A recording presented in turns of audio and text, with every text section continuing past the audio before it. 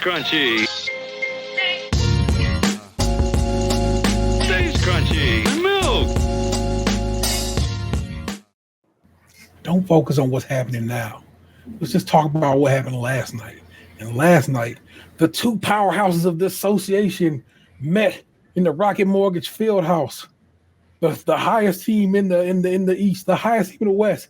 One team has not lost a game to the Western Conference. One team has not lost a game to the Eastern Conference. Finally meet in the square circle to see who gonna do the damn do. And in the end, the Cleveland Cavaliers pulled out and won victorious. Again, don't focus on what's happening tonight against the Toronto Raptors. Oof, what a team to lose to. Well, the Cavs are fighting. They're down 5 right now. Yeah, but hey, it's what sometimes in games you'll be like, this has not looked good the entire time. So if we fight back and win, great. But it's one of the ones where, like, if we lose, I kind of knew it from the beginning. I was like, yeah, this is one of those ones. It's a back-to-back night and so forth and so on. But last night, man. Last night was what the kids say? It was a movie. it lived up to the hype, and which is rare, but indeed it did, and I was very excited about watching that go down. I like that name. We'll leave that, bro. So, what? Tell me of your Oklahoma City Thunder versus the Cleveland Cavaliers experience. I watched the game. I know it's like it's hard to really say too much other than that. I mean, it was one of those games where I was nervous the entire time because I know how good Oklahoma City is. Yeah. And honestly, I think when they get Chet Holmgren back, they'll be better than we are.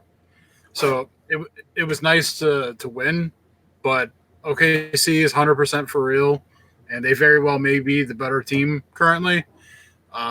But it was still nice to get that win. I'll enjoy every second of it until we probably lose next week to them in Oklahoma City on Thursday. I think if it was that close with an off night Donovan Mitchell, then next week we can really go and put that work in. Well, the thing about it is, though, it was an off night Donovan Mitchell, but Donovan Mitchell never plays well against Oklahoma City. What is it? What he has an enemy squad? Defense on him that he just shoots like trash against them. Like, I think he's like lifetime 22% from the field against them. So it's like you can't count on Donovan Mitchell against the Thunder. Man, I wonder if there's a means to coach around that.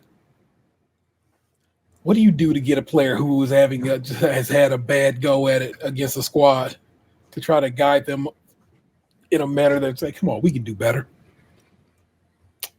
We'll figure it out. I mean, it was nice to see the team play well on national stage. Like, yeah. That's always the fear of, like, when you don't get national games and they finally give you one, like, to not fucking lay an egg, to actually, yeah. So I was happy they came out, they performed. I was jacked up on adrenaline for like an hour and a half after that fucking game. Thought I was having some chest pains, like I was about to go see Lucille. Man, I know I'm getting off on a tangent here, but I'm fucking watching this game by the corner of my eye. And it's like every time the fucking Cavs cut it to like 5, they immediately just give up like 2 fucking baskets, and it goes right back up to 9. Yeah. It's fucking frustrating. It's one of the ones, like I said, it's one of the ones where it's like, this doesn't seem like it's going to break our way, and it stinks. But it's like, I wish we could win them all, but I also wish we, but especially the ones that are winnable. I just don't understand why they sat Donovan tonight when the team doesn't play again until Sunday. Yeah. Like you had 2 nights off before the game last night. He fucking played like 30 minutes and he didn't play well. Yeah. And then you sit him tonight when we're going to have 2 more nights off again before the next game. I don't fucking get it. So he's going to play 1 game in a week. And he's not even averaging 36 minutes a game. He's averaging like 32. Like, you couldn't throw him out here tonight, have him fucking the team run up the score and then sit the fourth quarter. Is that not the same fucking thing? True indeed. Wow. And then, like, why is he the only one sitting? Why does everyone else have to fucking play? He's our superstar. It's bullshit. Don't get it twisted. You know it's bullshit. I know it's bullshit. But I know the reason behind it would be like, well, that's the man. He's the man on our team. I'm like, really? Because he wasn't the man we needed to be the man last night. I'm just going to say to you. But the men showed up, and that our bigs was out there doing what they were supposed to do. Multiple players with double-digit numbers. Who the fuck came out there? Scored 15 points in like 11 minutes. I cannot remember his name. Why is it not coming to me? For us or for them? Us. Ty Jerome? Was it Jerome in the house? Must have been. It's like you already fuck with him, and it's like, what? It turns out he's a cat guy? He's even cooler.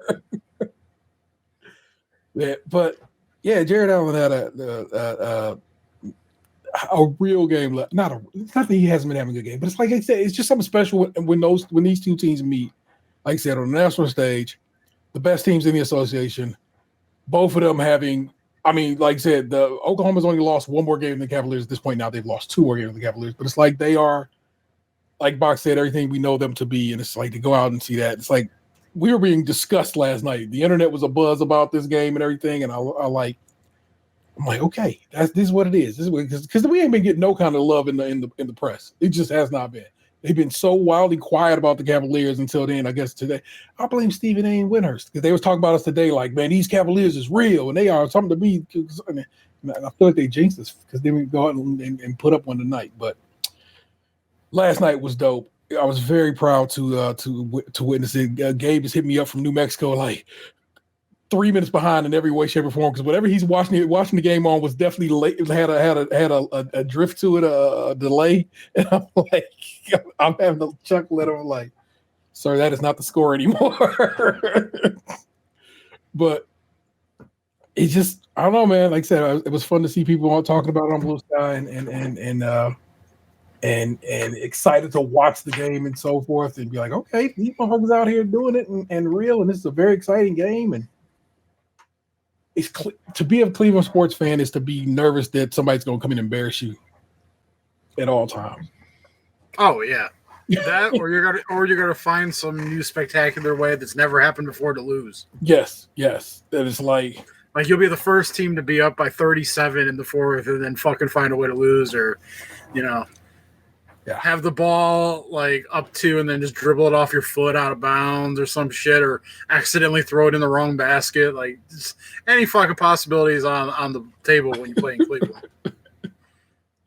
And we don't know any better. We just know bad.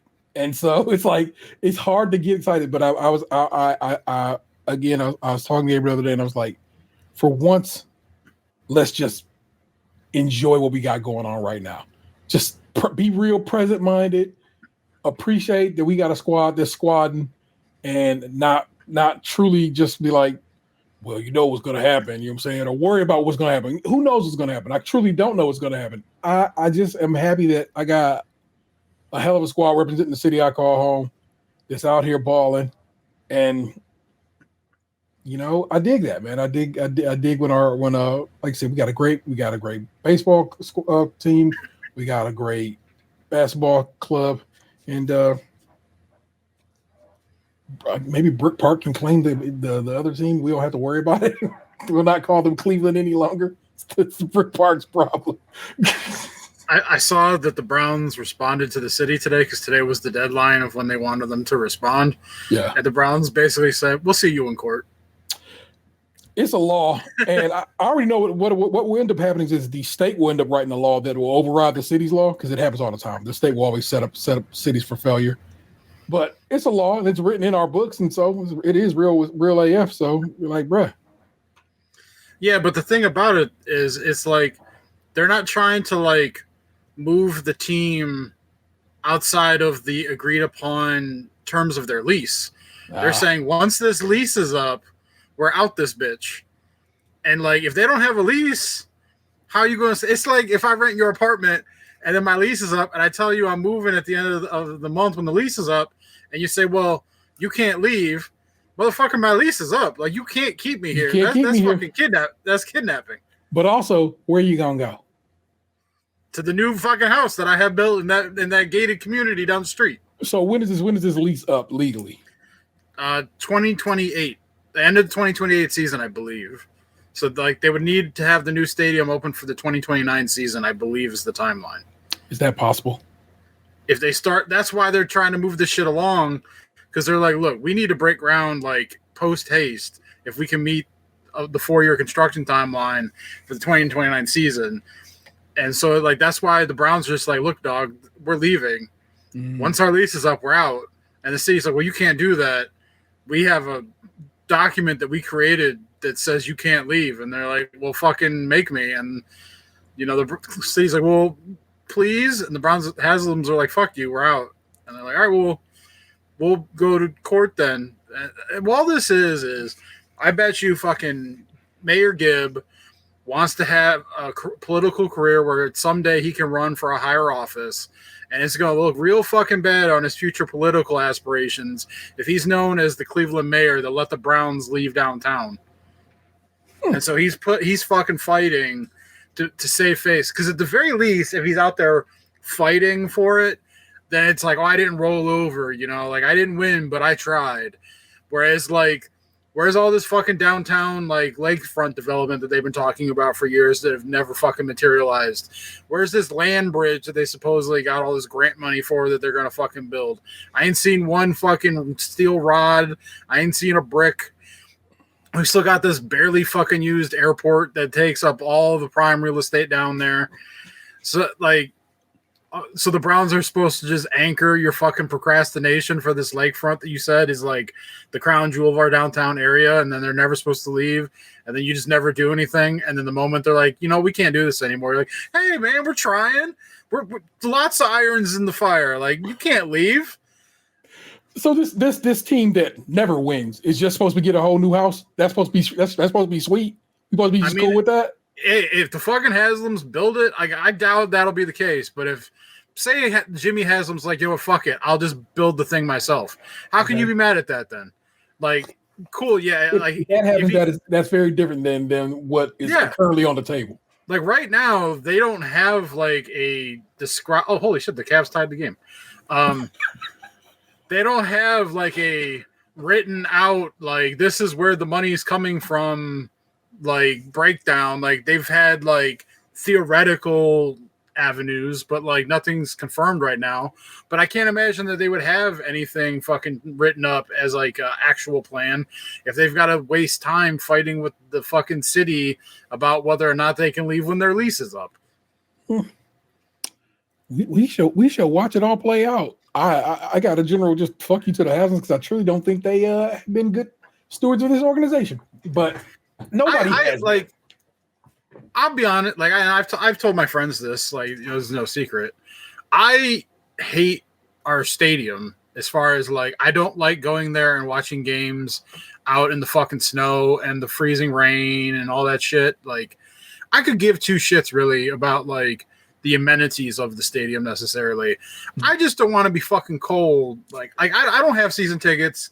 Yeah. I actually like watching the games at home better than being there most of the time anyway. So like I go to a game maybe once every 2 years or so, depending on how much the tickets are or whatever. And I go to more road games than I do fucking home games. So like I'm not the like necessarily the core demographic of someone who's necessarily have their opinion valued over somebody else who maybe has season tickets or something. And I understand that. But if given that choice, I would much prefer to have a fucking dome stadium, even though I know that technically speaking, economically, it makes no actual financial sense for the city. I know that it's a hindrance, that it's dressed up as how much money it will bring to the region when in actuality it's a money pit that will never return the actual cost of what it took to make. I understand all these things, but I don't like being cold.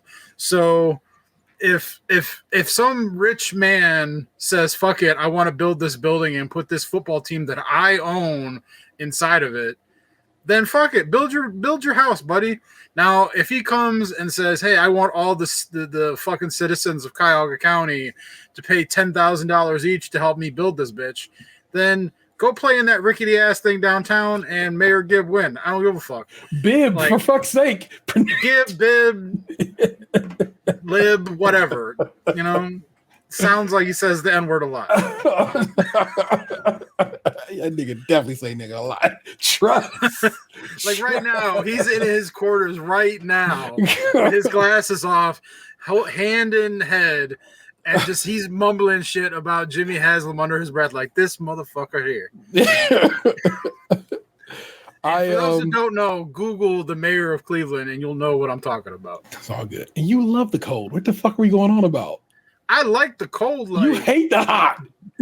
But like, I don't like being inside of an open air stadium when it's 10 degrees outside, and like the snow's not as bad. Don't get me wrong, but when you're sitting in a fucking stadium for 3+ hours watching a team that's most likely gonna lose, and it's pouring rain on you, that fucking sucks. Yes, and I've sat through that multiple times. And it fucking sucked. Oh, man. Cleveland Brown Stadium is what I'm going to call it, even though it's now called, what is it? Howard Hannah Smith Kramer. What the fuck is the name of that stadium now? Right Huntington now, Bank Arena. Huntington Bank Field. Yeah. In order to be an arena, it would have to have a roof. Is that the requirement of an arena? I would assume as much. Well, you know what? Probably not. Weren't there arenas in Rome that were more like Coliseums, like open air? No, it was Coliseum. It was the Coliseum, which was open air. I mean, what's the difference? You know, we own it. What is the meaning of arena? Place where sports, entertainment, other public events take place. It has seats around in which people can watch. I don't know. I don't want to know. Are arenas are they considered to be indoors? That's a definition, but I need to know.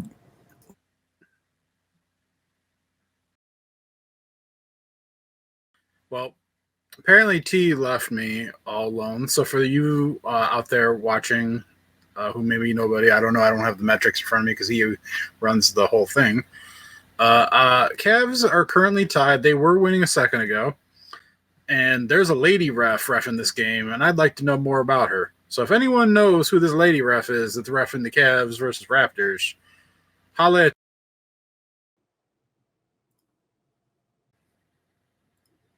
Oh, he is back. Gotta tell you, didn't expect to click that button. I was like, what the hell button did I just click? I clicked back, but I was on the wrong screen to be clicking back on. And stream says it's still going, so I ain't tripping. Yeah, still live. Okay, I want to look up arena in Wikipedia. I need to know the depths of arena. Hey, the Cavs are winning. I didn't want to say that. I didn't want to jinx myself. Okay. An arena is a large enclosed platform, often circular or oval shaped, designed to showcase theater, musical performances, or sporting events. To be an arena, you need a roof. Look at that. I'm fucking smart. Coliseum. Hey, the Cavs are losing again. That's why I say, don't say that. Just shh. No, the Coliseum. No, I want to know Coliseum disambiguous. I don't want the Coliseum. I want to know a Coliseum. Is a Coliseum in Queensland? Now, there's various Coliseums around the world. And so whenever you talk about a Coliseum, it seems to be the Coliseum, the Roman one, you know? So elliptical amphitheater in city. The closest other thing I could think of to a Coliseum would be the Rose Bowl. Is it one of the yeah, okay, I got that. And then of course there's the Forum, which is its own thing. It's also similar shape. MSG has that kind of shape, that circular kind of deal. Have you ever seen MSG from the top? So, various arenas. Anyway, let's take the steps. It's go Cavs, even though kind of shaky this night. It is fuck the Hasms if they don't spend their own money. Well, I'll put that asterisk on there. I like that. The boxer said that. Them saying they spend their own money on the stadium, then that's cool beans by them. That means they was like, I'll invest in this losing ass team and give you a new house, you terrible squad. But We'll see. The Raptors are doing everything in their power to fucking give the Cavs this game, and we're just fucking out here biffing it. I'm gonna accept it. We'll accept it as whatever. And of course, I think that's about it. It's Mayor Gibb. Gib, Jib, Lib, Fib. It's actually Bib, but to box, he really is a fan of the Bee Gees, which stood for the Brothers Gibb. I didn't even know that. I only recently learned that within the recent weeks. He looks like he could have been Smart Brother and Undercover Brother. like if you had cast him as Smart Brother, everyone would be like, I get it. Yeah. Word to Justin. It's Justin M. Bibb. He's a very young man, so may he do well and go far. That's what I'm saying. He's younger than me, and he's obviously the mayor of the city. Yeah. And it's just like, you know how politics are. Like, if you fuck up or a perceived fuck up, there'll come a day when you'd be like running for Senate, and it'd be like, you want this man to be the Senate? He couldn't even keep a football team in the city. Which is like, I don't know if that's really a thing that I need to worry about a mayor doing, but shit. He couldn't control his county borders. You think he can control our borders? He'll let all the illegals in. The illegals. It's the worst. Lord. You know I'm fucking right, dude. I know you are. It's the saddest shit of it all, right? It's just like, God damn. I'm gonna wrap you for a while, and then we'll start a show proper, okay? Let's go it. There's only one beer left. Rappers screaming all in our ears like we're deaf. Tempt me. Do a number on the label. Eat up all the MCs and drink them under the table. Like, it's on me. Put it on my tab, kid. However you get there, foot it, cab it, iron horse it. You're leaving on your face forfeit. I crushed the mic. Hold it like heat. He might toss it. Tell him they stole it. He told her he lost it. She told him get off it. And a bunch of other more shit. Getting money, DTs be getting no new leads. It's like he eating watermelon. Stay spitting new seeds. Oh, that's a dope ass bar. Holy smokes. It's the weed. Give him some of what we dropping off. Soon as he wake up, choking like it was whooping cough. The group been they group been soft. First hour at the open bar, and they trooping off. He went to a laugh and get some head by the side road. She asked him autograph her derriere. It read to wide load. This yard bird tastes like fried toad turd.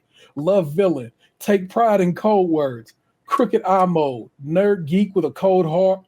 Probably will be speaking in rhymes as an old fart. Study how to eat to die by the pizza guy. No, he's too fly to skeet in a skeezer eye. And squeeze a thigh. Maybe give her curves a feel. The same way she feel when he flow with nerves of steel. They call the super when they need their back plumbing fixed. How it's only one left, they pack come in 6. Whatever happened to 2 and 3s? A herb tried to slide with 4 and 5 and got caught like what you doing, G? Don't make him have to get cutting like truancy. Matter of fact, not for nothing, right now, you and me. Loser, that's a pair of Adidas. I hope you bought your spare tweeters. MCs sound like cheerleaders. Rapping and dancing like redhead kingpin. Doom came to the thing again, no matter who we blinging.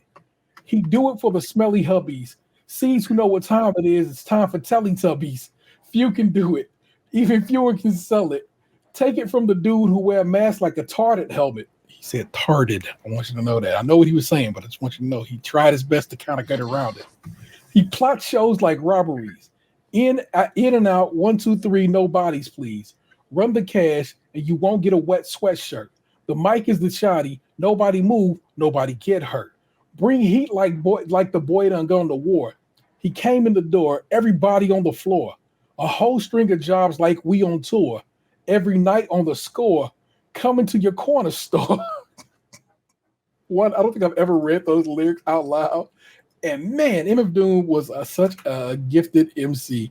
That is one beer Now, yes, I love that song, but what I love just as much of the song itself is the song it sampled. And it sampled a song called Wheat 1975 by the band Tropo. I don't know. Is the album Tropo? Is the whatever. Cortex is the band. The album is Tropo. TR is it's a French word, y'all. Can't help it. But hello, welcome to it. It's episode 561. What's good, West Palm Beach? I'm your host, Entertainer 713. Joe's always my best friend, Lunchbox 2099. What's the word, sir? If you're not first, you're last.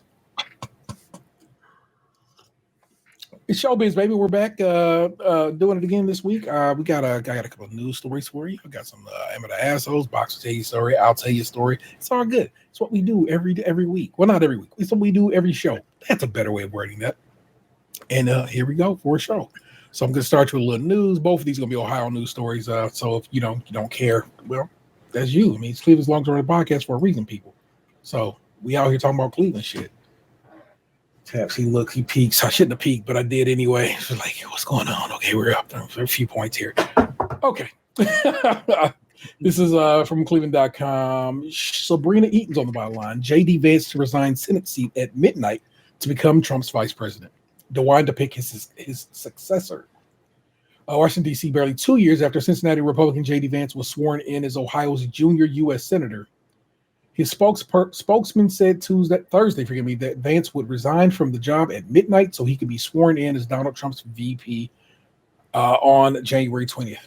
Vance sent Ohio Governor Mike DeWine a resignation letter that said his resignation will be effective on January 10th.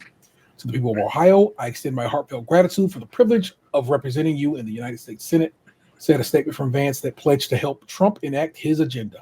When I was elected to this office, I promised to never forget where I came from, and I've made sure to live by that promise every single day. DeWine will pick Vance's successor, whoever he selects will need to seek re-election in 2026 to stay on the job. The successor will then have to go before the voters again in 2028 to win a full 6-year term. DeWine hasn't said who he intends to select, but last month he visited Trump's Mar-a-Lago residence in Florida with Lieutenant Governor John Husted, fueling speculation he will nominate his deputy. Other names mentioned for the job include former Ohio Republican Party Chair Jane Timken, Ohio Secretary of State Frank LaRose, and U.S. Representative Mike Carey of Columbus. Asked Thursday about the appointment, DeWine spokesman Dan Tierney said, "I have no update on the pending appointment." DeWine, who served the U.S. Senate from 1995 through 2007, has emphasized that his appointment must have a strong chance of holding the seat in 2026 and 2028. He will look for somebody who really wants to do the work of the Senate and get involved in committee work and legislation, Tierney previously said. Surely not a guy who's going to lose the Browns. Oh, he was never gonna go for Mayor Bibb, but sheesh. This is, of course, I have loved these stories. Every time they pop up, I'm like, yes, this is a good time. Oh, I noticed last week I was super quiet. I'll talk to you about when I get to my section of show how I fix this week's sound on the show. But let me tuck in on this mic a little bit, man. Ohio Capitol Journal, Megan Henry on the byline. Ohio recreational marijuana sales topped. If you had to guess how much we bought in this state last year. Oh, probably all of it. Remember, and we didn't go live basically until August. So just that part of the year. What do you think we did? 800 million. Oh, good Lord. You're a sweetheart. No. Ohio recreational marijuana sales topped 242 million in 2024. And that's just recreational, not medical. Ohio's recreational marijuana sales surpassed 242 million as 2024 came to a close. The state's total recreational marijuana sales were 242,167,020 as of December 28th, according to the Ohio Department of Commerce Division of Cannabis Control. There have been 4,007,128 units of manufactured products that have been sold and 32,487 pounds of plant material, according to the department. Recreational sales began in August, about 9 months after Ohioans voted to legalize recreational marijuana. There are 124 dual-use marijuana dispensaries in Ohio, meaning they can sell medical and non-medical marijuana, according to the division. Ohio lawmakers in the House and Senate tried to make changes to the marijuana law before it took effect, but the chambers weren't able to see eye to eye. The Senate tried to limit homegrown, lower THC levels, and up the tax rate, change how revenue was collected, and ban the vast majority of vapes. The House bill would have also changed the tax revenue and clarified some of the marijuana law's language, such as explaining homegrown must take place at a residential address. But Ohio voters passed the law allowing home growers with 6 plants per person with 12 plants per resident. More than 120 Ohio municipalities and townships have a moratorium in place banning the sale of adult use cannabis as of December 19th, according to the Ohio State University's Moritz College of Law. As the 136th General Assembly begins this week, lawmakers are expected to introduce legislation concerning marijuana and hemp. Ohio Governor Mike DeWine has been imploring lawmakers to ban or regulate Delta 8 THC products, which are made from hemp and have 0.3% THC or less. There is currently no state age restriction when it comes to buying Delta 8 products. A Senate bill in the previous General Assembly would have banned the sale of intoxicating hemp products in Ohio, but it didn't make it over the finish line. Incoming Ohio House Speaker Matt Huffman supported the changes the Senate tried to make to the state's marijuana laws when he was Senate president, which could make it easier to advance potential marijuana law overhauls in the new General Assembly, because they just can't accept good enough, because it is good enough. That law was well written, and clearly everything's going well. We're selling well. The taxes are going where they need to go.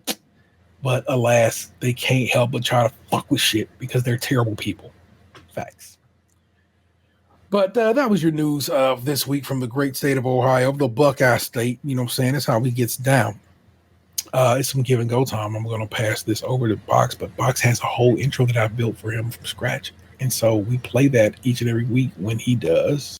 Box, it's like the Wonder Years where like you got me like playing in the front yard by a white picket fence, and then like me looking lovingly into like my crush's eyes as I kiss for the first time, and then all of a sudden I'm getting on a boat to war. And then, I thought it would involve books in some way, story time, but damn. Yeah, I mean, I guess reading Rainbow works too.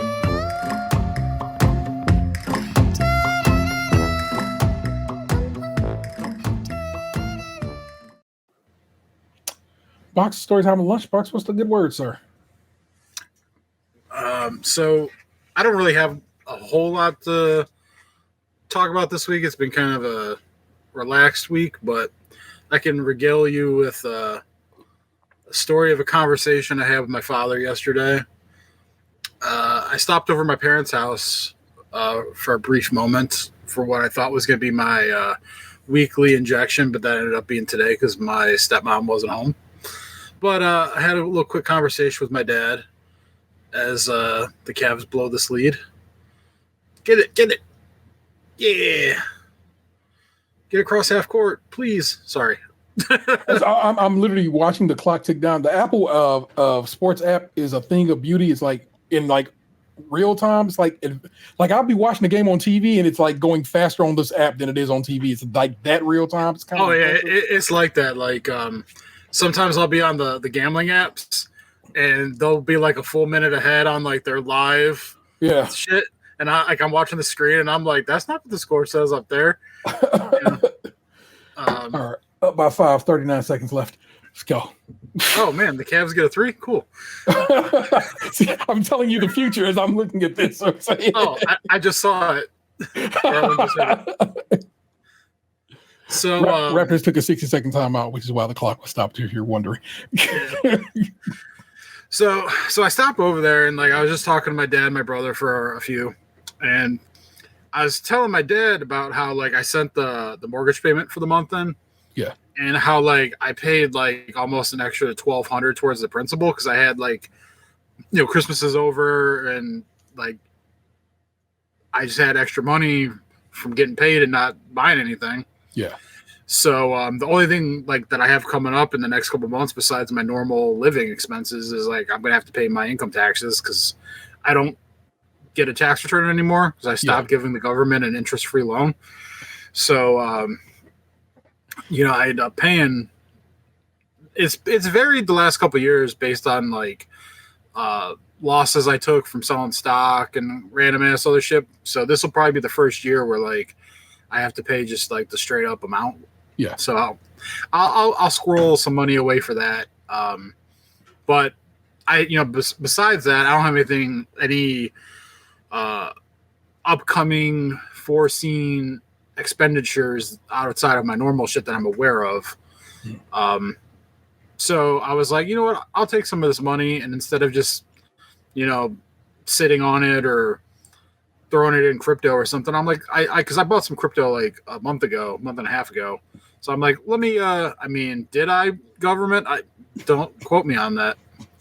And anything we say here is not to be used for financial advice. This is purely for entertainment. Consult a financial advisor for all of your personal needs. Some lingo like that, Yeah. But anyway, you're picking up what we're putting down. Yeah, I'm not telling you what to do or not to do. I'm just simply saying what I did. So I decided to, I think my payment every month now, because like my escrows went up this year, is like, oh man, that's Cavs win 129, 124. Oh, they won. Cool. So my payment every month now is like $860 and some change. And so I sent a check in for $2,000. So basically I paid off like 13 something off the principal of the house between my normal payment and the extra. Yeah. And so like I ran it through like a payoff calculator just to see like where I was at on the remaining loan balance. Yeah. And it said that like right now I have 16 years and 4 months of payments left based on the principal and what's left and everything. Yeah. And my interest rate and all that shit. Which if I just made normal payments this entire time, I'd currently be 8 years into the mortgage. Yeah. Like straight 8 years. Like my first payment was January of 2017. Because I got my house in November of 2016. The first payment I made was January 1st, 2017. Yeah. So this mortgage bill was for January of 2025. So I'm 8 years into the mortgage. So I'm currently, 5 years and 8 months ahead of schedule of paying my house off. Nice. And so I was like, oh, this is cool. So like when I stopped there, I was like telling my dad about like, what I did. Oh, hey, hi, Lila. My kitty cat is between my legs here. So I told my dad this, and instead of getting like, oh, that's awesome, or, I'm happy to hear it, or you must be excited, or whatever, I instead get a speech about how money's worthless and the world's going to hell, and I'll be lucky to even be able to afford to have a home when I get older, and basically I just got a healthy serving of gloom. But that's regular, right? Oh, it's very regular. It happened again. He's sending me videos on YouTube about famines that happened in like the Ukraine back in like World War II, and I'm like, cool. Like, I get it. Like, the world's in bad shape in certain regards, and the economy is probably like tanking, and shit hit the fan at some point. And like people who aren't prepared are probably gonna have a hard time. Like, I get that.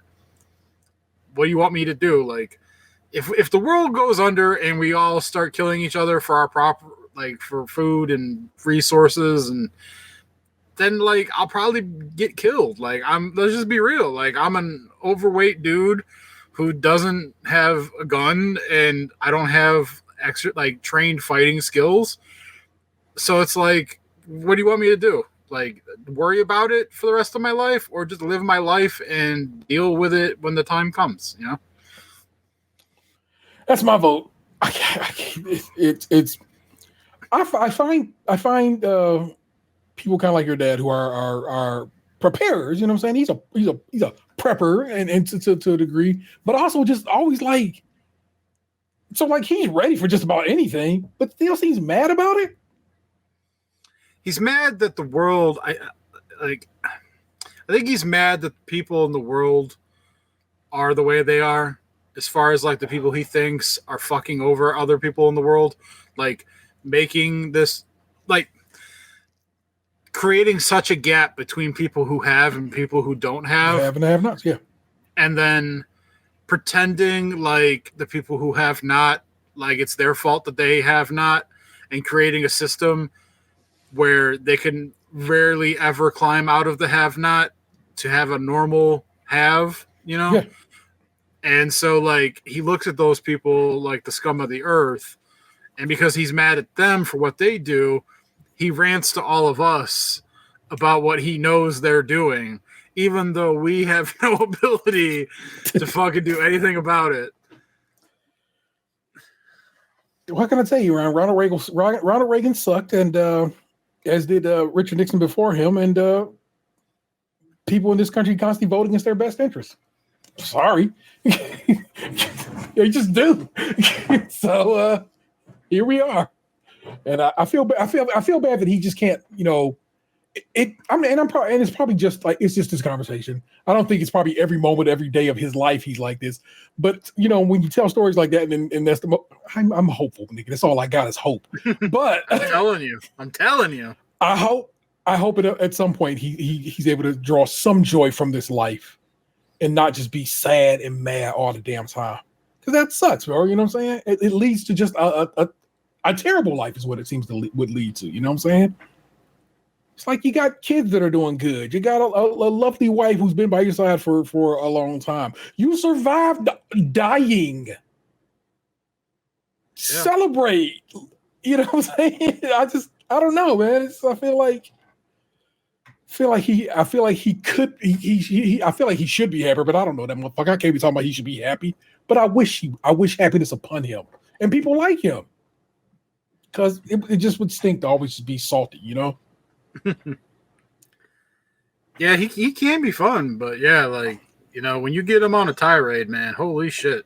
a couple weeks back, I did him a favor, and I drove him to like go get my stepmom's car. Like was dropping him off at the auto mechanic or whatever. Mm. And he was just ranting and raving in the car and being an asshole to me. And it was the longest 10-minute car ride of my life. And I could not wait to get that motherfucker out of my car when we got there. I didn't even wait to make sure he got in the building. Okay. I fucking deuced it out the moment that he closed that door. I was like, I'm out. Gang, baby. I'm gonna holler at you, man. And like, I'm really bad at sticking up for myself. Like, I was just having this conversation with my stepmom tonight, as a matter of fact. My 40th birthday is this year. And my one buddy, as I've mentioned in the podcast here a couple weeks ago, talked to me about like planning a 40th birthday trip this year to celebrate. Yeah. And which I think is a good idea. But like, I don't know what I necessarily want to do exactly. And like, I was talking to him a little bit about it on Monday when we were bowling. And I told him, like, when I think about it, like the first thing that comes to my mind really is like staying in a cabin somewhere in like the woods or something. Okay. Like, I've never stayed in a log cabin before. And like, I've always kind of thought that'd be kind of cool. I'm like, but like, I don't have necessarily like a place in mind. It's just a thought that I have. And like, I'm not even sure if that's necessarily what I'm settling on, but it's just like, when I try to come up with an idea, it's the first thing that comes to mind.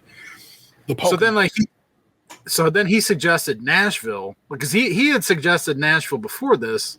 Yeah. And I'm just like, I don't know if I want to go to Nashville. I'm like, I don't give a fuck about bars. Like, I don't drink. And like, I'm not a nightlifer. I'm like, why would I want to go to Nashville? And then he said, well, they have, huh? Are you super into country music? I don't hate it, but like, I'm not really like out here bumping it.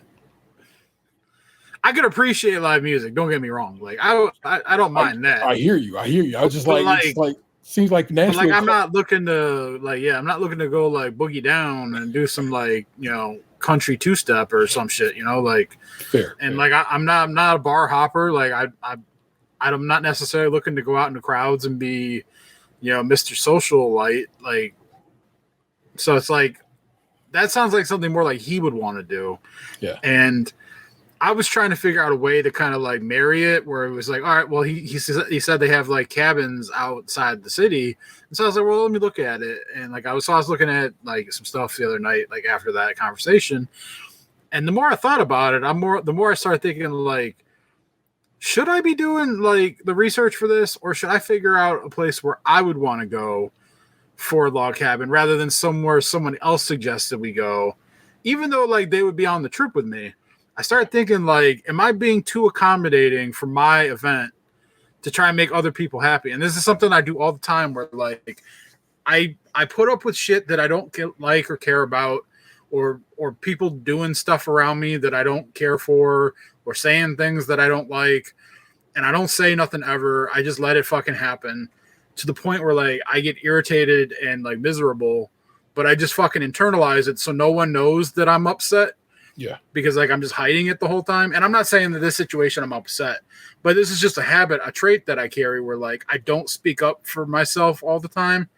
And I just I'll put my own personal wants and interests to the side to make other people happy in situations where I don't necessarily have to or shouldn't have to.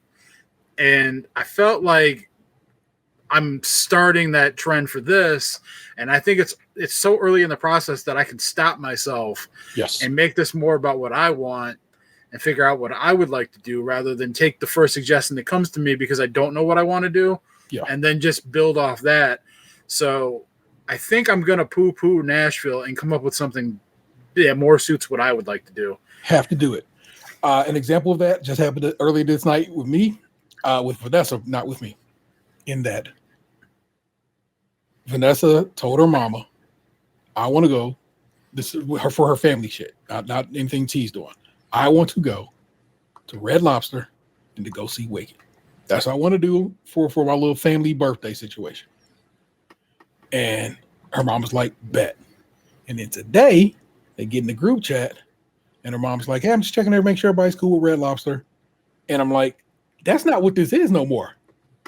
That's this person's birthday wish, and their wish is Red Lobster. So there's nobody can come in and vote off of that shit and change that, because of course somebody came in the chat was like, I'd rather not go there. And she's like, well, we don't have to. And it's like, no, this is one situation where you do have to. And I'm telling Vanessa, I'm like, make sure they know that they have to, okay? Because this is one of the situations where you have the say, you have the whatever. And of course, why would she? Because like you, she just it's a people pleasing instinct, and I don't think it's whatever. It's just y'all are go with the flow kind of people in some situations. You know what I'm saying? You'd be like, all right, I can deal. But in these situations, especially on celebrations of your days, please don't deal. Make sure you are happy with what's popping and how it is popping. So I told her that. Of course, she wouldn't do anything about it. So then I had to just go behind the scenes and make sure it happened the way it needs to happen. And so I've done that. So I've gone to people behind the scenes like, hey, make sure this happens. And she don't need to know that I've done that. And unless she's watching the show, and I hope she's not, but sometimes that happens, we're good. So cabins. The Poconos is up in the it's like Pennsylvania, Jersey-ish, New Yorkish kind of area, tri-state situation over there, man. Mountainy vibey situation, cabiny situations popping over in that general direction of the nation. If you want to look into that, it's some cabins that are away from here that are kind of nice, and you know what I'm saying? So that's kind of popping over there if you want to do that. Or if you want to go the other direction, like I'm taking it over to, I don't know, the Rockies, get your Colorado on or something, you know what I'm saying?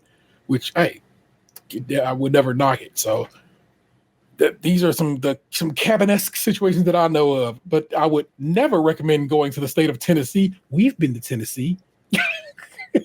And you've been to Tennessee without me, in fact. You know what Tennessee's doing. I guess we could party in Tennessee, and it could make it for a better situation. But also, it's still Tennessee. I'm basically practically from Tennessee. Would not recommend. Just no. You know who goes to fucking Nashville? Lori goes to Nashville. Lori and her husband go to Nashville. Kick it down there. That's the kind of people who go to Nashville. People who live in Brunswick. So yeah, like the couple of times I've been through Tennessee, I'm just like, I'm good. Like, yeah, that certainly was Tennessee, wasn't it? Yeah, like I thought for sure I was gonna get murdered in Memphis. Yeah, but that's because you could be highest murder rate in that state. So no, you were not wrong. It's just like it's Memphis. Like so, yeah. I didn't feel particularly safe there, and that was when I stayed in Memphis without you. Like I was there that first time, and and then like Nashville that night we were there. Like I didn't really. Like, granted, we didn't go bar hopping and like we weren't there for music. Like, we were there during COVID. We got fucking Uber Eats and then we ate donuts and we left. Like, it wasn't like we went like Nashvilling, but like even still driving around, I was just like, I'm good. That's exactly how you feel about it. You're like, oh, sure, that's certainly is a city in a state somewhere. Those napkins from that donut place were in my car up until like a couple months ago. They finally all got used. Yeah, we did get a grip. Hey, and it was a pretty decent donut, but nothing I'm writing home about. Yeah, it was fine. Yeah. So, my stepmom, when I told her about this this evening, she suggested Vancouver. BC, heading up to Canada. Yeah. I don't know. They're. I've never been to Vancouver. Obviously, I told her that I love Toronto. Yeah. So I was like, maybe that's a consideration, but then that would require everyone who came to have a passport and everything, and so that makes it a little more challenging. So that one may get scrapped based off logistics reasons. I mean, you got 9 months to get a fucking passport. Get your shit together. I know. It's one of those things where I may prefer something more simple rather than something complicated. I respect that. Yeah. But it's not completely nixed yet. I'd feel more comfortable going to Vancouver or more excited to go to Vancouver than I would Nashville. Yeah, easy. It's going places you haven't been before. You know what I'm saying? That's kind of the point in this life. Also, I'm telling you right now, man, 40 is a real good fuck you kind of age. You know what I'm saying? Like where you're like, I ain't doing this shit no more. Watch what you say around me, homeboy. That kind of shit starts happening a lot. People be thinking 40 to me feels like I've still got some life in me, but I could also die at any moment from any given thing that, like, you know. It's not a lie, and it's not even wrong to think that way. It's like, hey, there's plenty of time in front of me, but how about we get some living underneath this belt? And so, why not? That's so real, man. So yeah. I've never really been to California. But most of it'll probably be burned by the time this episode comes out, so I don't even know how much of it will be left. That's a little piece of LA. It's just the Palisades. You'll be all right. I check in with Chaffee on this regular, and he's like, nah, man, that's over here, and this is where it's at, and blah, blah, blah. Why you ain't got to worry about it. I'm like, thanks, baby. So we keep connects on this situation. I need to check in with Sleeperhead because I don't know where he's staying. I know he in that general SoCal region. I should see if he's okay. So I have to make it a point to do that. But yeah, man, maybe you want to see it before it burns off or falls off into the ocean. But neither of these things have happened in the time we've been here. So I love that that's always a concern. Yeah, man, you can get Cali under your belt. I think part of like for me, travel, like I have to have a reason why I'm going to where I'm going. Yeah, I don't want to just. I'm not one who's just like, yeah, fuck it. Let's get in the car and go to Iowa. Like, why are we going to Iowa? The world's largest truck stop. Yeah, well, that's the only thing about Iowa that I would want to go see in Iowa. Like, the only other thing I can name in Iowa is the University of Iowa, the Hawkeyes. Couldn't tell you another fucking thing in the whole state of Iowa. I was gonna say, can you name their the capital? Nope.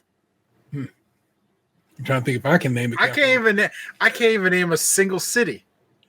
Oh, oddly enough, there's a city called Iowa City in Iowa. And I believe it's Dubuque. I'll take your word for it. No, it's Dubuque, Montana. I need to know. Yeah. Can't name a city in Montana. Can't name a city in Idaho. Can't name a city. What else is over there?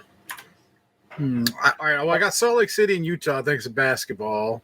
Denver, Colorado. It's Des Moines, Iowa. I knew it was a duh. Okay. You know more than you think you know. Idaho, come on. Blue football field. Oh, Boise. Okay. What's up? See, Okay, this is how you would have to go about it. Like, is it like without that reference? I'm like, I'm lost. Montana is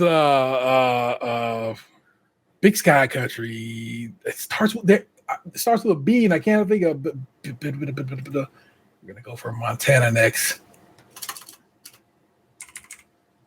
Montana. Man, so the capital of Montana is Helena, but the largest city in Montana is God. I think it's like I said. I know it starts with a B, and I can't think of the name of it. Is that the largest city? Billings is a city in Montana. What you got for Wyoming? A blank. Wyoming. Give me a city in Wyoming. Come on, think about it. Wyoming is, good Lord. Yellowstone is in my Wyoming, like the national park. But is that? Yeah, but what city is that? Because I don't know if Yellowstone is a city. I think it's just a park. Can we phone Yogi Bear? Cheyenne is the capital of Wyoming. But once you get out to that part of the country, it's almost all just land. Laramie is a city in Wyoming. Man, this whole conversation just reminds me of a video I sent my dad the other day from Instagram. Okay, this comedian Ronnie Cheng. I know his work. Yeah, I don't know if it's a new special he has or what, but Instagram fed me this video from a clip from one of his specials. Yeah, I'm gonna assume it's recent, and he talks about like make America great again and all, you know, the idea behind a lot of that, and he talked about how like it's a novel idea because America is kind of struggling right now, and he talks about like the metrics in the world about how like America's lagging behind in like education. And I saw that. Yeah. And he talks about like how people who are like, oh, I'm willing to die for my country, and he's just like, how about you be willing to learn math for your country? He's like, how about you learn how to read a book for your country? And this whole me not knowing any of these fucking cities in any of these states, I'm just like, damn. Well, it's why I went ahead and pulled this map up. I figure we go ahead and just do a little work. So I'm gonna have to look on this side of the screen to do it. All right, you know the state is right here. All right. Well, I know the one to the left of it's Idaho. No, I'm way over. No. Don't look at the red. Look at my mouse. Look at my mouse. I'm way over here. Yeah, it's Maine. Okay, so that's Maine. The capital of Maine, or at least the city of Maine, is Cape Cod. No, that's in Massachusetts. Okay. I've no idea. All right, I'm just gonna go with Portland, and or if you want to get fancy, Kennebunkport, because the bushes used to hang there. Okay, this guy. I'm gonna go with Vermont. I believe you're right, and that guy next to him is New Hampshire. The Hampshires. I could not name a city in Vermont to save my life right now, sir. Same for New Hampshire. Could not do it right now. Just on a whoop right now. I cannot. Massachusetts, we've been there. You've been there. You know what's up about Massachusetts. Big city in Massachusetts is, of course, Boston. That's what's up. This is, of course, the Empire State, and of course, the biggest. Yeah, New York. Everybody knows that. All right, right here beneath Massachusetts, Connecticut. It is right there to the side of Connecticut is Rhode Island. Correct, smallest state in the union. All right, right here beneath New York is. That's New Jersey. There you go. And you just shouted out PA right there. Okay, we're good. We're good here. Right beneath PA is Virginia. Delaware. Wait, no, oh shit. Okay. Yeah. You got the Maryland, Right. Delaware situation going on right here in this area. But yeah, that is Virginia right there. That is, of course, then West Virginia there next to it. Yeah. And then Right here. North Carolina, South Carolina, Georgia, Florida. Okay. This guy right here. Arkansas? No. Or no, that's Alabama. Then There you go. Arkansas to the left. And then Right that's here. Louisiana. No, That's right here. Mississippi. There you go. So Yeah. yeah, you're good. Yeah, That's Mississippi. Oh, so that's Louisiana. And right here is Missouri. no, that's Arkansas. Oh, that's Arkansas. I thought, man, for some reason I thought Arkansas was more. So okay, yeah. So then Missouri is right above it. Correct. But here, right here, Kansas to the left. Oh, that's Tennessee. All right, and we know this because right beneath That's us. Kentucky. We know this guy because we went through it. Yeah, that's Indiana. Right there, of course, is that state Michigan. up north. This is right here, Illinois. right above it. Wisconsin. You know that's to the side of it. It's a big boy. I don't know. Give me a second here. Fuck.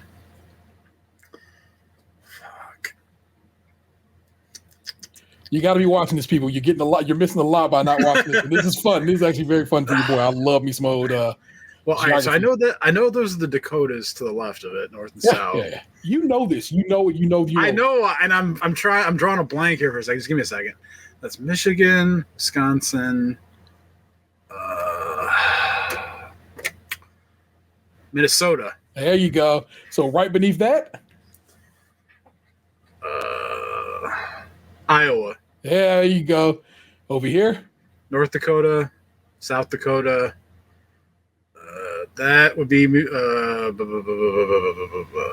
I think Kansas is below that, so I'm gonna go with Montana. Oh no. Iowa. No, Iowa's here. Iowa's. Fuck. This What else? This weirdo shaped guy. Okay, so Montana's got to be the red one. No, but Oh no! Okay, no. Wyoming's highlighted at the bottom. That's a cheat. So Montana must be below Wyoming. no. Okay, so Montana's above Wyoming. Idaho's to the left of it. So I know Texas is down here. I know. I'm trying to think in my head here. Yeah. So Texas is there. There's Oklahoma's the Panhandle. That's Kansas. So what the fuck is that? What kind of shitty ass states in the middle? Man,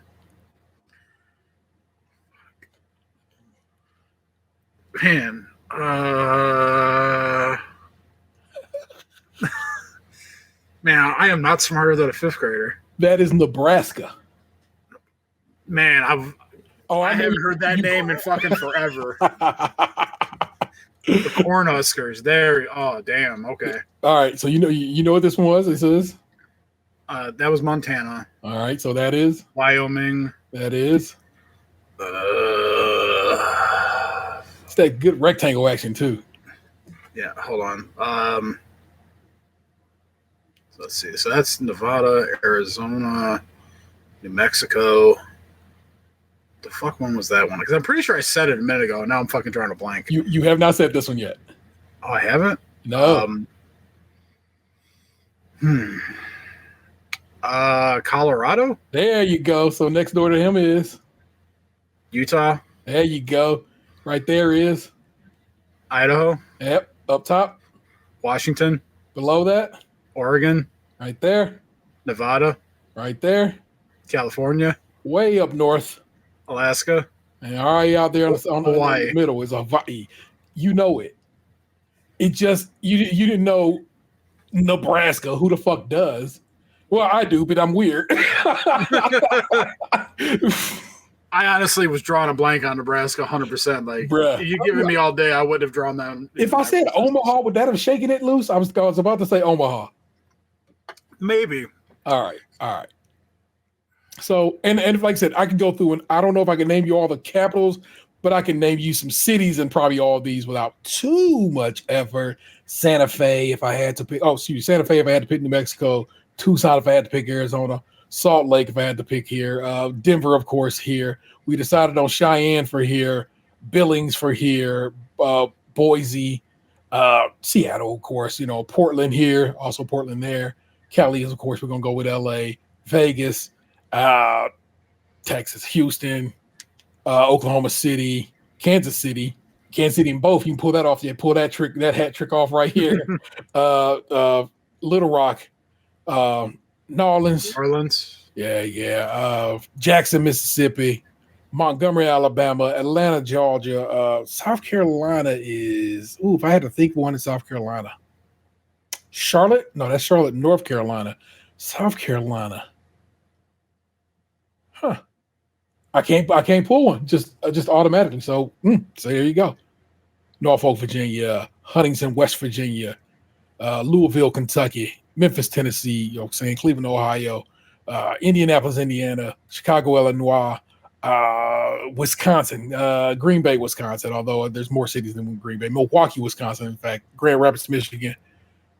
Yeah, so I can kind of get down through most of these, bruh. So, that's just, I really, really, really love geography and social studies when I was younger, and have won awards in school for both for social studies in high school and junior high. So it's one of the things I'm just like, fuck with it, bro. I love it. But like I said, I love the idea of you heading up to a Vancouver. That's a vibe. I'm gonna again. I said the Poconos, but that's like I said. The Poconos have there are some mountains up in the general. Oh, they are in Pennsylvania, but I feel like they're right butted up against New York. If I had to give me a map of the Poconos,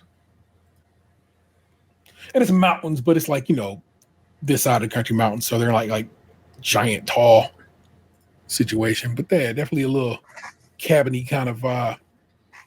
Yeah, Poconos is relatively close to New York, relatively close to Jersey, relatively in being, come on, bro, how the highways and shit is.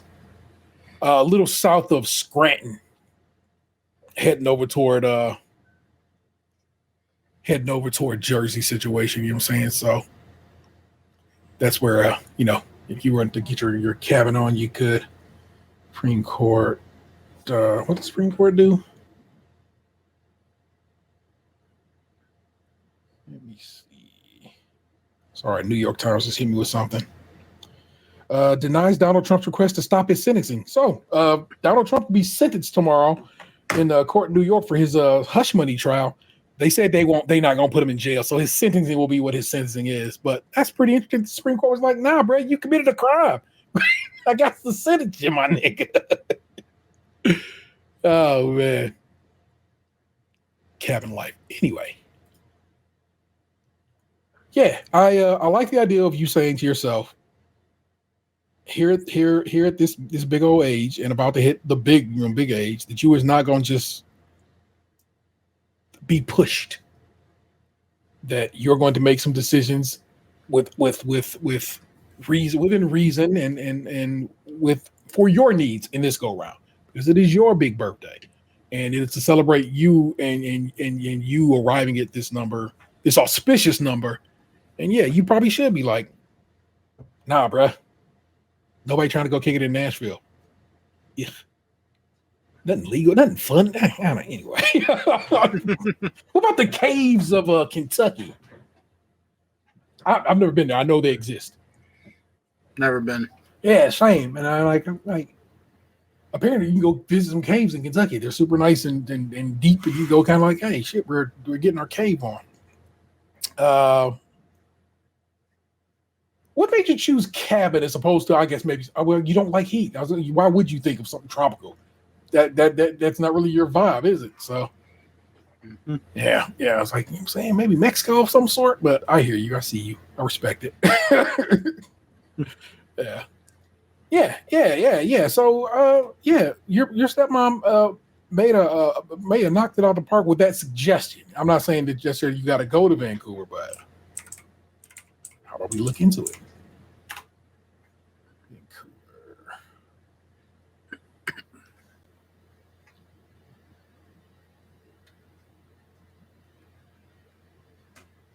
Also, how do we get there from this state? Like, is it a direct flight or you got to stop somewhere?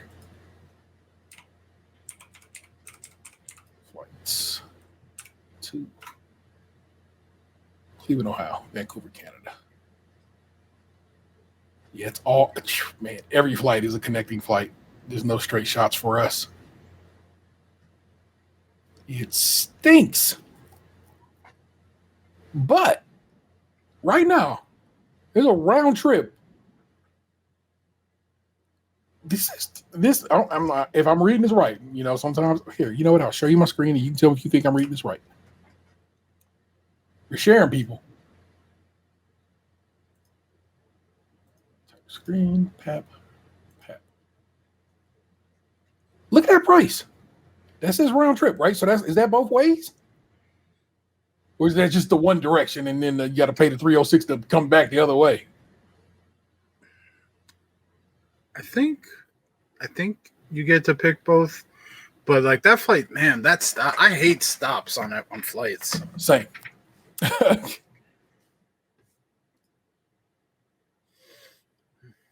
That's a fun. That's a fun stop though. You get to fly to SF. Do an hour in SFO, kind of walk around. Like, I'm in San Francisco, y'all.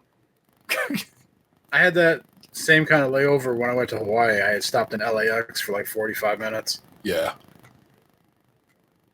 I'm gonna click select to see what this snags me.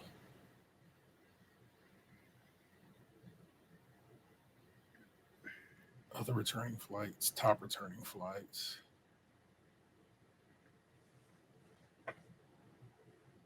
I don't know, but that's not terrible a price, So who knows?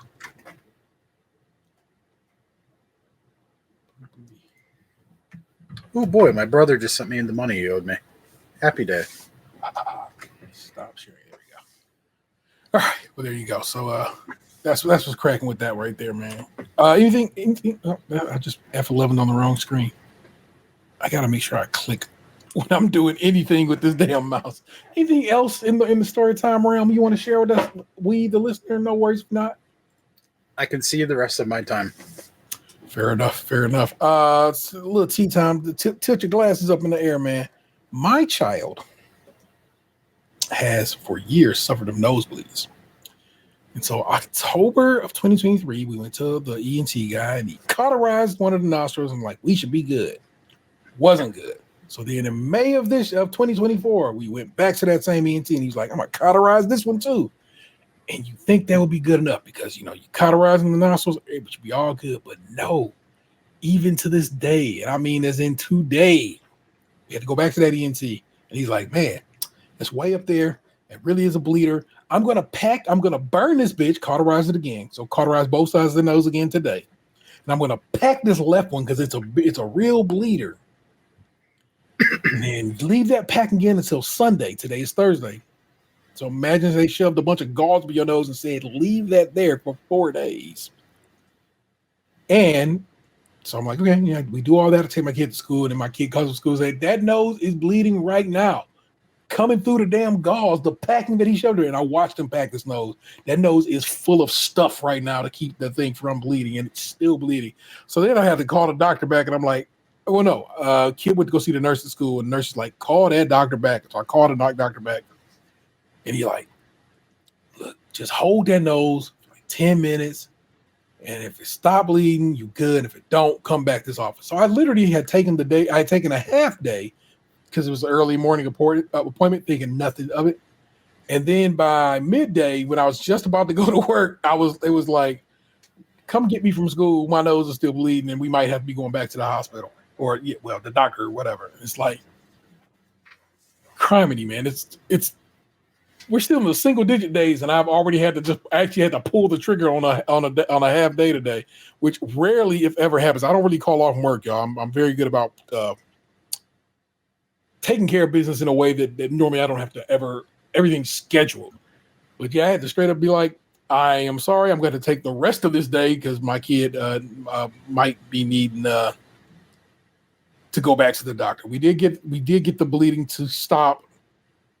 And we're going to go. So he recommended some things. He said, all right, hit it with this particular saline spray and then put some Neosporin in it, but don't put a Neosporin on the side that I hit with the cauterization. Put it on the opposite side, and then just tap your nose so it'll spread out. And he goes in with the moisture of the saline. It should spread all through the nose and blah blah. It's like I'm so sad that my kid has been suffering through these wrecked ass bloody noses, man. It blows, and but that stunk, and I did not like it, and I do not like it. But hopefully, we got that taken care of.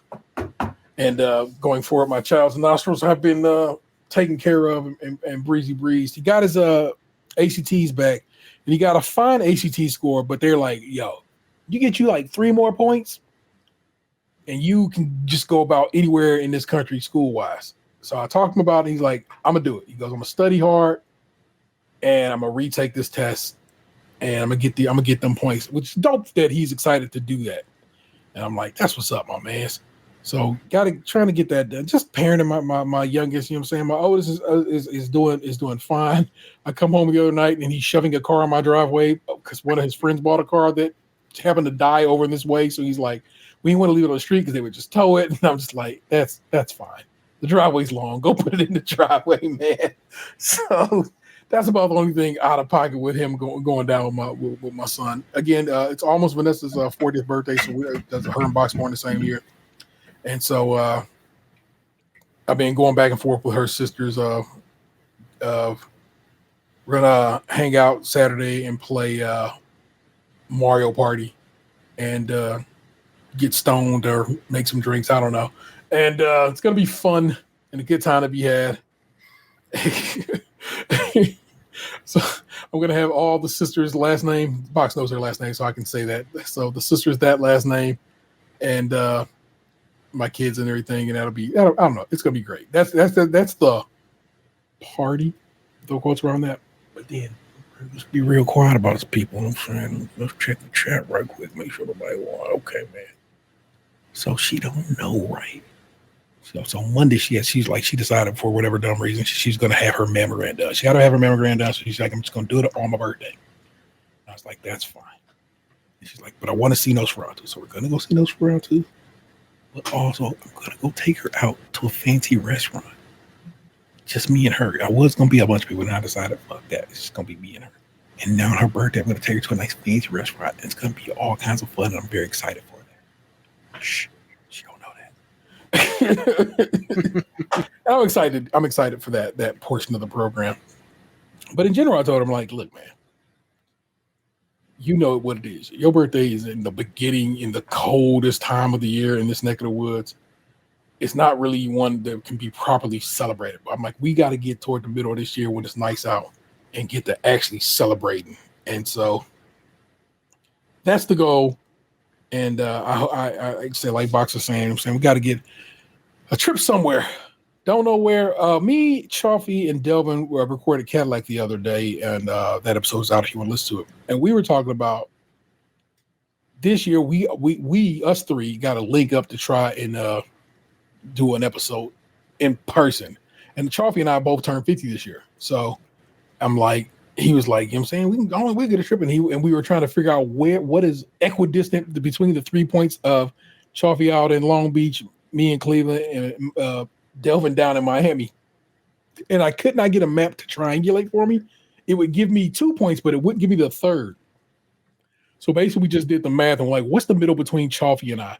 What do you think is the middle between Chaffee and I? If you had just thinking about that in your head, that map you just saw, what's the middle between Chaffee out in Cali on the coast of California and me on the north coast of Ohio? If you had to guess, Box. I'm not sure. The middle is, of course, Kansas City, Kansas. Where my mama currently resides. Remember, my mama's trying to sell her house right now and not be there much longer. So, how funny that I might travel to Kansas City this year and my mama not be there. But my brother would still be there and my nephew. So, man, not like I wouldn't have no folk there. And my aunt, BJ is still there, so it ain't like I ain't got folk there. But I find that to be so fascinating and hilarious. That's how this all plays out. So we'll see. Traveling to Kansas City is Well, I mean, Kansas City, Missouri is actually kind of vibey, and there's actually some stuff to do there. So I can't really be talking too crazy about Kansas City. Kansas is a relatively dull place, but I don't know. I just like the idea of us linking up and kicking it and recording in person, but who knows? So, but I thought that was a good conversation to have and so forth. I don't know, man. It's not been a too like Box said, not too action packed. Just the life of me being who I am. You know what I'm saying? I am a partner. I'm a father. I'm a friend, and all those things happened this week, and with whatever. So United goes out to Vancouver and Alaska Airlines. But Alaska can come back, but I don't think Alaska goes out. We're gonna find the flights to Vancouver, man. I know it's not Vancouver yet, but I mean, just because, Cleveland Hopkins. I'd like to know. I just want to kind of get it dialed in, because if that is the what it ends up being, why not?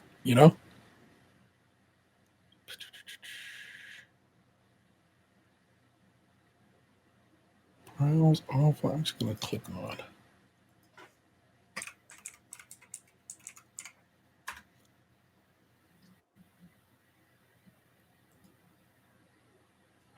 Vancouver, BC.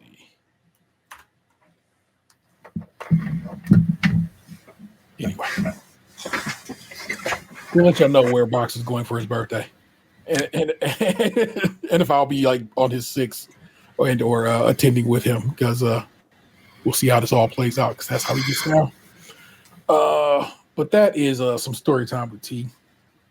We're gonna get on down. Man, it's how do we manage to do that? We just chat. That's what it is. I'm like, man, that's a lot of time we've managed to pull off already. All right, but you know what it is? Every week I take you all hand in hand to the mean streets of Reddit, and we head to the subreddit, Am an Asshole, and then we go over it and we talk about things. But before I do that, I play this intro that I made for it, because I put in a lot of effort, and here you go.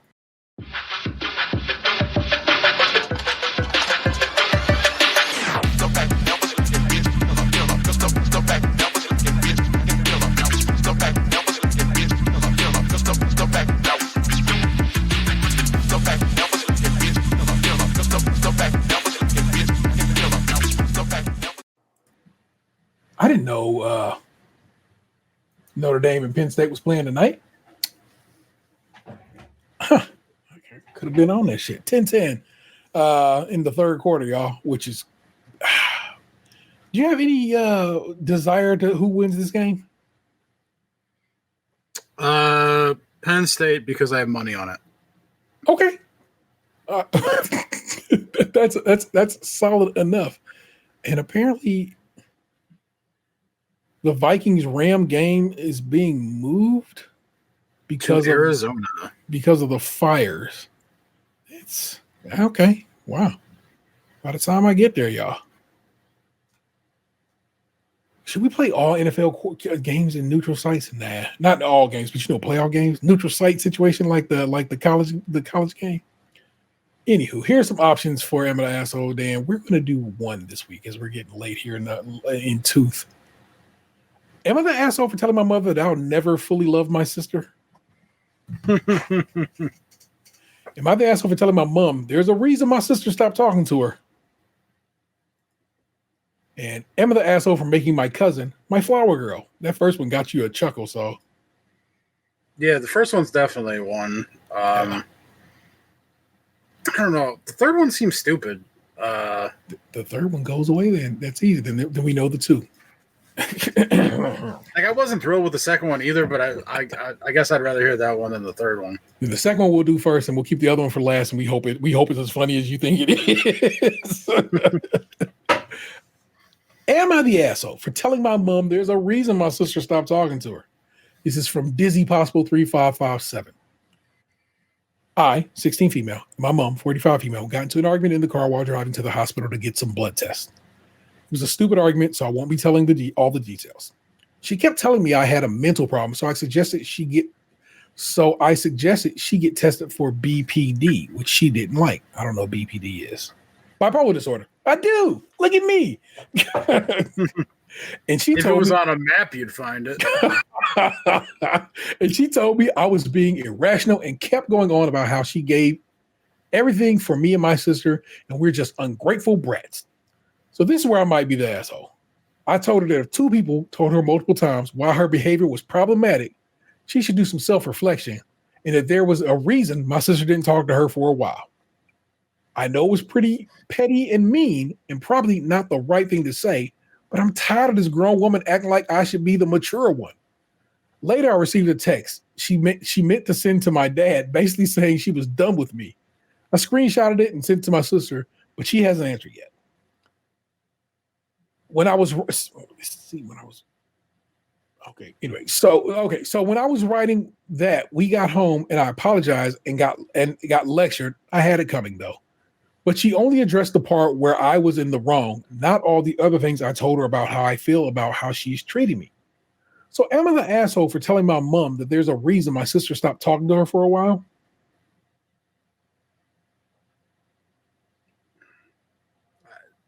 No, like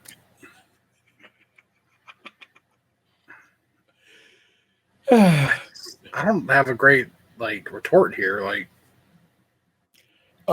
Sounds like your mom's an asshole. Sounds like you got your mom's asshole in you too. And this is kind of the results of that. So, but somebody responded. Mission Honeydew 2209 said, "Oh, I think I honey, enjoy the usernames on this one more than the actual story."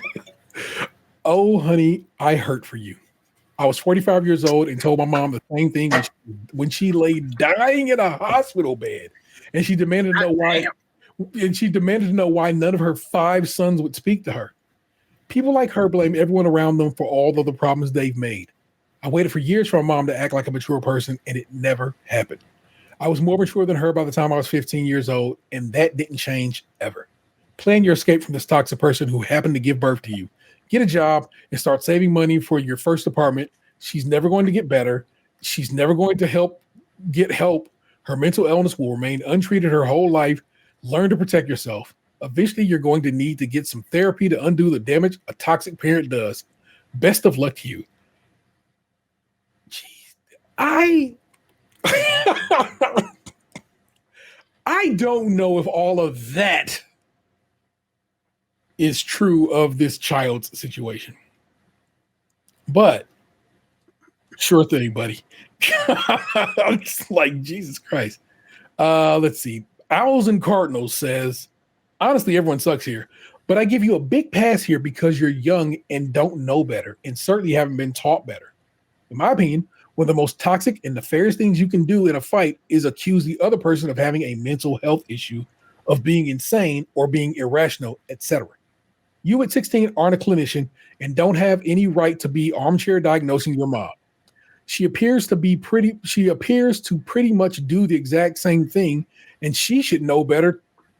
She should certainly know better. There we go. Try to learn from this and resist the urge to attack someone's mental health in the midst of a fight. If you have a genuine, legitimate concern about their mental health, you don't use that against them in a fight. For the specific thing you're asking about, in which you told her there's a reason your sister doesn't speak to her, and pointing out that when multiple people say you have a problem, it's probably you and not them, not the asshole. Those things make sense and aren't even all that harsh, even if they are hard for her to hear. Your mom is being a shitty parent, so certainly she is an asshole. You are playing into the same unhealthy habits in some ways, so becoming more aware and resisting the urge to do that will serve you over time. Word to Owls and Cardinals. That's a solid look at that. We'll leave that one be. It was kind of whack. I'm sorry, y'all. So we hope this one is better. It has contest mode enabled, so I don't know what that means. The hell? They do contests in M&A, so I don't know what it involves, but that's the thing. Again, I keep reminding myself, pull this over here, so I'm kind of looking at the camera when I read these things. Sorry, y'all. I'm an asshole for telling my mother that I'll never fully love my sister. This is from Lone0918. For context, my parents had me when they were in high school. Personally, I don't think they were that prepared for a child, but they decided to keep me. When I was young, my father left our lives and still and I still don't fully know why. I just know it was a mutual understanding and there was no court involvement. So I never had much closure. Then 13 years later, he suddenly comes back into the picture. I was obviously confused and I felt like it was too late. I'd been fine without him and I didn't need him, but I eventually accepted him. Shortly after my parents got back together, my mom had another baby with him, a girl. I love her. She's sweet, innocent, and I want the best for her. But deep down, I can't shake the resentment about the circumstances of her birth. I feel like that my father came back into my life just to start over with her. What about me? He's just going to waltz back into my life and then get a retrial with a new kid? What about me? That's why I don't think I'll ever be able to have a normal relationship with my sister, because I can't escape those feelings of resentment and anger toward my father. Tonight, I tried to talk to my mom about how I was feeling. I wanted her to understand that my feelings aren't about my sister. I love her, but the situation just feels so complicated.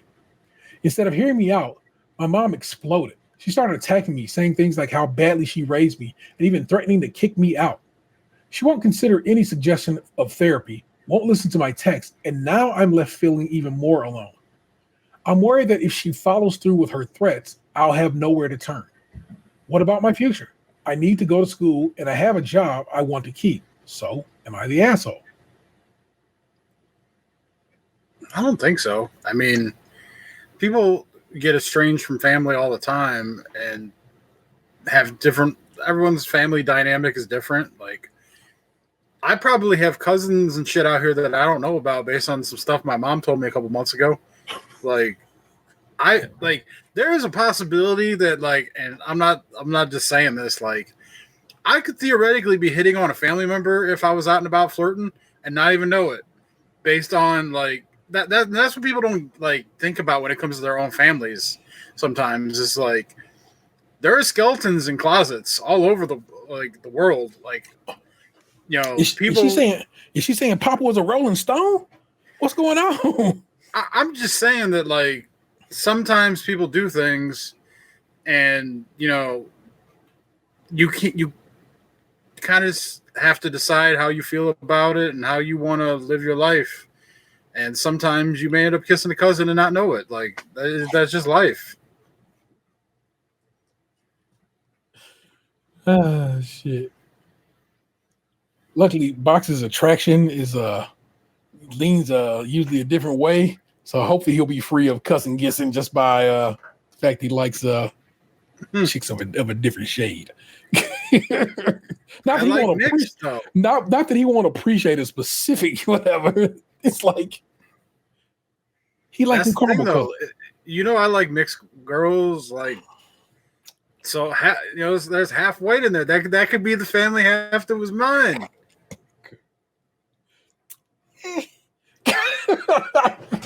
I don't know what like all my grandfather was into. I never met the man.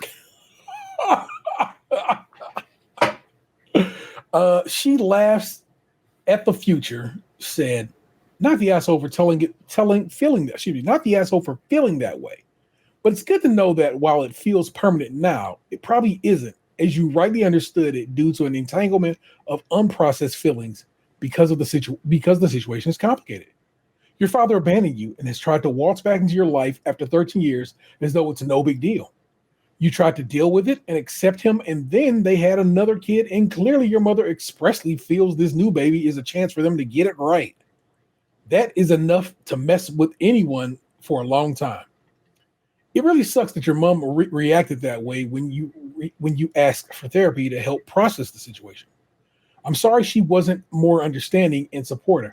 It sounds like an emotional reaction where she isn't able to think clearly about the situation or the impact of their behavior on you and isn't a good person to talk to right now. If she's never made these threats before and she's postpartum still, I wouldn't take them too seriously, but wouldn't talk to her about it for several months. Sounds like she needs time and space to process too. You do need an outlet to process now, though. Can you journal and know it will be private? Write about each member of your family, their behavior, and how it made you feel, what you feel they are to be blamed for or not. Oh, go on.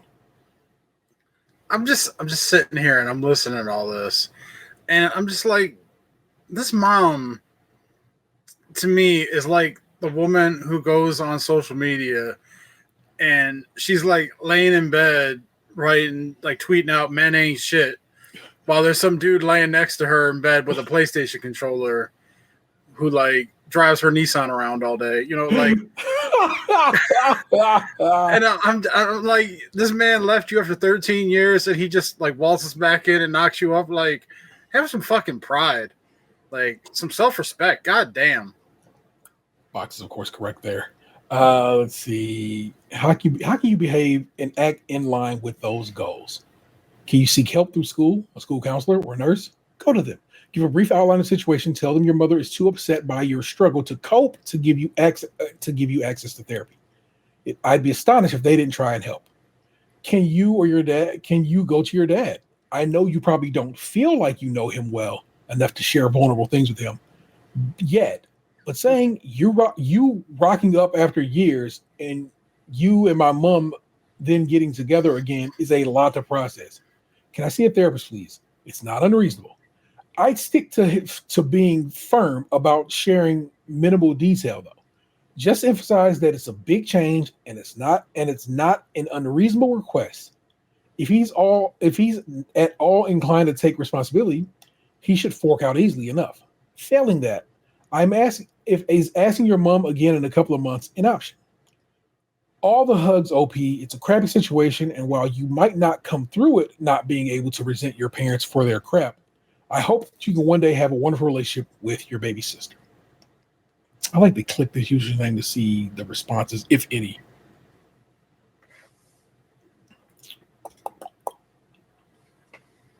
Comments.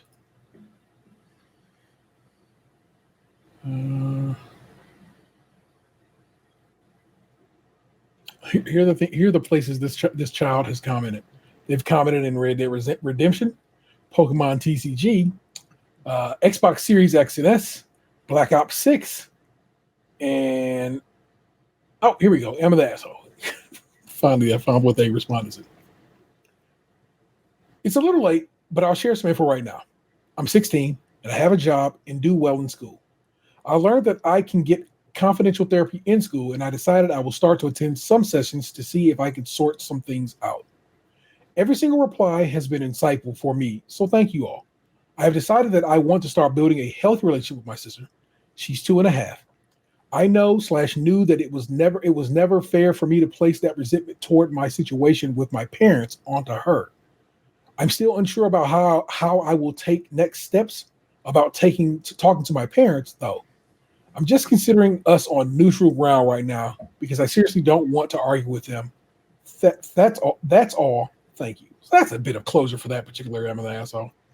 Were these replies written out by ChatGPT? This doesn't sound like how a 16-year-old would speak.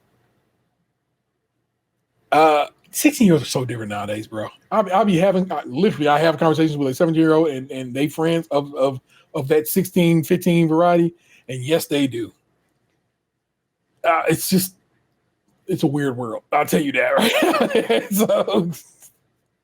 right? But yeah, that's okay for and knowing yourself, knowing thyself, you know what I'm saying, is real. To understand that, man, you like you're not really mad at your sister. You're just mad at the idea that this man came back, knocking your mom's after all this time.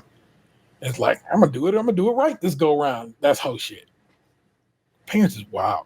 God, I hope I'm a decent parent, man. I don't know if that's true, but I hope I'm an okay parent and my kids are not too fucked up in life. And whatever they are fucked up on, I hope it's an easy fix. Because it's got to be something. I mean, we all got our own brand of fucked up, but I hope theirs is not so much.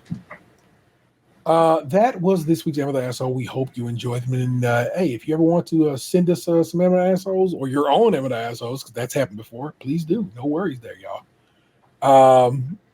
Let's talk entertainment. I don't actually have a great deal on the list this week, Box. What about you? Sports, and I watched 3 episodes of the new season of Squid Games. I had no particular affinity toward that show. So what's going on in the realm? I know what's going on in Squid Game and that I'm aware of how my man has come back and so forth and all that. And how he's out here gaming again. Other contestants didn't want to listen to him when he was trying to give them instructions about red light, green light, and so forth. But so far, how have you enjoyed this series of Squid Game? I mean, it's kind of been a slow build a little bit, like that, and like I had, the first season was like years ago. Yeah. So it's kind of hard to just kind of like dive back in to a dub show like multiple years after the first season, but it's fine. Like I've got 4 episodes left. The season wasn't very long, so I'll probably finish that up this weekend or something. Okay, very good, very good. Any gaming or anything like that there? Or you just been on the old? I've been playing Call of Duty. In fact, like I may even be hopping on once we finish this recording. Very good. I'm trying to get you out of here in a decent hour, so hopefully that is the case. I gotta make sure I take the trash out. Just remember that, people. T needs to take. I just remembered I have to put my clothes in the dryer. There you go. If these are things it is to be a grown ass man. You got to be on that shit. I meant to do that shit when I got home a couple hours ago, and I forgot.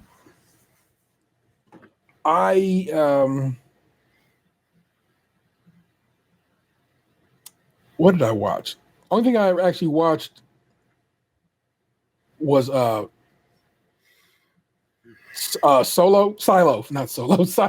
I watched the latest 2 episodes of Silo because I was behind. And that show is still mighty, mighty fun, y'all. So you might want to be getting down. And again, it is pretty much staying book accurate, which always, like I said, where I developed I can't fuck with these way they did this is when I initially read Jurassic Park, the same year Jurassic Park came out in theater, so 93. To prepare to watch the movie, I was like, I'm going to read the book. That way I'm ready to go. And the book is so different than the movie that it was upsetting. I was like, this is not even the same thing. This is crazy. And I was not happy about it. So I get touchy when books are so super, super altered. Like I cannot enjoy the Wheel of Time series on Amazon because it is so different from the books, from almost the word go. And so I'm like, damn, y'all immediately ruined this fucking show for me by it being so different from the book, such a different adaptation than the books. And so I like that Solo is, relatively speaking, keeping in line with the books. A few changes here and there, but they're not so outlandish. And the main point are staying on the books. So I dig it. And if it flows like it has been flowing, and assuming this will play out like it should, I am aware of how this particular season will end, and I'm excited about the next 2 because they already greenlit 3 and 4 to wrap up the entire the 3-book series that is the series of books for Silo. I am still playing and enjoying Indiana Jones and the Great Circle. Currently, though, I am stuck in what I think is a bugged part of the game, in that I cannot seem to get out of this area of the game. It keeps saying, "You died, you died, you died," but there's a whole power meter right there that tells you I have all the life, and nothing has changed. And I think it's just a bugged part of the game, and I don't know who I'm a bitch to about that. I'm like, do I need to go to Microsoft and like, hey, this game seems bugged right now. Can we get that fixed? And I need to do some research to see if other people are experiencing a similar bug. And if that is the case, then it's something that probably needs to be addressed. But I've watched video of people play it, but then they're playing the PC version, so maybe that matters. And they've gotten past that part of the game. So I wonder if I can upload my save to the cloud, download the game on the PC on the computer over here, play through that section on the computer, and then just jump back into the game over there on the Xbox. We'll see. We'll figure that out, y'all. Still listening to GNX, still listening to Defying Gravity off of the Wicked soundtrack. God, that song is so good. I ended up bootlegging Wicked because it's not out on physical yet until next month, and I was not giving them $30 for a digital copy. I'm a physical kind of guy, you know what it is, but I of course can find just about anything on the internet, and I have. And so me and Vanessa sat and watched Wicked all the way through the other night on the couch here, and one really primo bootleg. That bitch had 5.1 surround sound. I was thoroughly like, this is the damn best boot I've ever got. It's not a bootleg, it's not somebody sitting in a cam in a theater. It's just really somebody just has ripped the damn digital version that's out there for people to have. That's all that is. So that's what's up with that right there. But guess what? Wicked still amazing, even at home. And man, Defying Gravity is such a wonderful track. You should listen. You should listen to Defying Gravity. Go listen to the original Broadway cast recording of it, and then listen to Cynthia Erivo and Ariana Grande's version from the film, and enjoy the amazingness of that song, but also the amazingness of the women singing that song, because it's real good, y'all. I think that is it. Yeah, that is it. But you know the deal, man. Please rate, review, subscribe, and share to this show wherever possible. Give us a subscription over on YouTube, and follow and so forth and so on. I read the other day that Meta was just like, we're not even going to be bothering with fact checking anymore. That meaning they're just going to let. So a couple of things. Meta has said they're not going to do fact checking anymore, and they said they're going to start putting in AI beings into their universe, meaning they're going to have fake people talking to you like they're real people and trying to chat with you. And basically, I'm like, why would advertisers want to have a system that is basically a bunch of bots talking to a bunch of other bots? They wouldn't. And at some point, Meta's going to suffer that. And when that happened, I was just like, you know what? I don't think I want to contribute to Meta anymore. So I will not be posting the show over there anymore. I didn't close my account or anything like that there. I'm just saying I'm going to try my best to no longer post into and the only part of the Meta universe I'm in is Instagram and Threads, I guess. But we're not going to be posting over on Threads or Instagram anymore from this show and from my personal feed. I'm just going to kind of like try and not feed that beast anymore. So don't worry about following us on Instagram, but please follow us over on YouTube. That'd be mighty nice of you. If you want to support the show financially and got a few bucks stars away, consider joining us over on Patreon. Members at the $5 tier get extra content each month and early access to new shows. You got merch over at tpublic.com/user stage Krunchy milk, all one word. Get a shirt, get an iPad cover, get a phone case with our logo or and some other logo possibilities available to you. And feel free to give us a call at 216-264-6311. That's 216-264-6311. We certainly love to hear from you. And hear from you, we have some YouTube comments. Let me go pop over to YouTube and pull those. There's a star. Oh, that's the bell. So,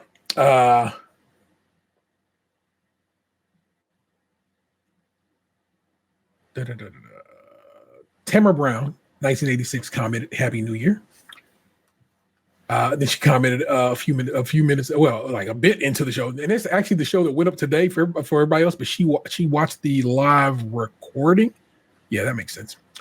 And it says, "All good. I figured it was as much." That's at 27:11. So I don't know what was said there. Let me click that and see if I can figure out what was said at 27:11.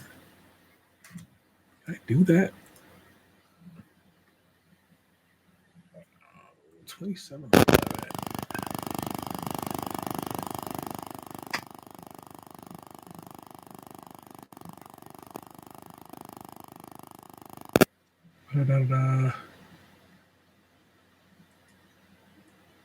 Sorry, y'all, I'm trying to back up to that part of the show and see what was said there. And then, of course, I need to share the audio with you. So give me a second here. Let me do a little quick sound change.